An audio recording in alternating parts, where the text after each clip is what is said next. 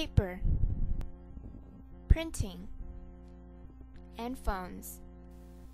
In light of the recent budget cuts on the University of Washington, certain academic departments are putting on their creative caps to think outside of the box, as in thinking green. At the Department of Communication, faculty, staff, and students have collaborated in finding alternative ways to perform daily tasks, ways that save money and are environmentally friendly. Back in January, I put together 3 subcommittees, one for staff, one for graduate students, and one for faculty, that looked at ways that we could save costs, really just thinking outside the box. What could we do?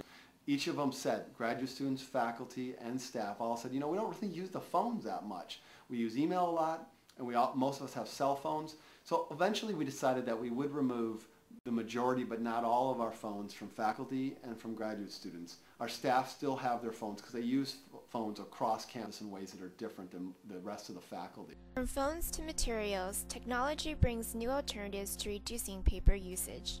The department spends thousands and thousands of dollars every year on paper, and I've been looking for ways to save. And so some of the specific steps that we're looking at taking as part of this Economizing Green Committee are leveraging the computers that we all have to replace a lot of the paper documents that we pass around or use as teachers and as students.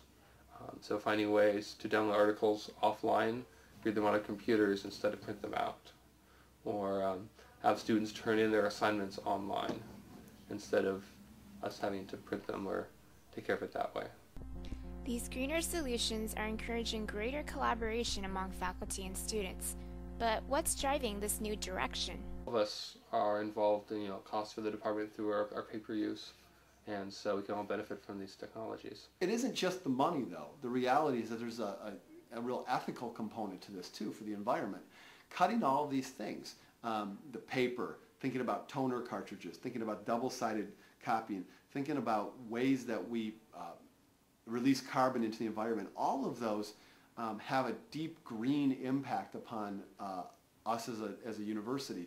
So there's lots of things that we can cut back, and we are cutting back. And so we're making a commitment to becoming, as much as possible, a green department.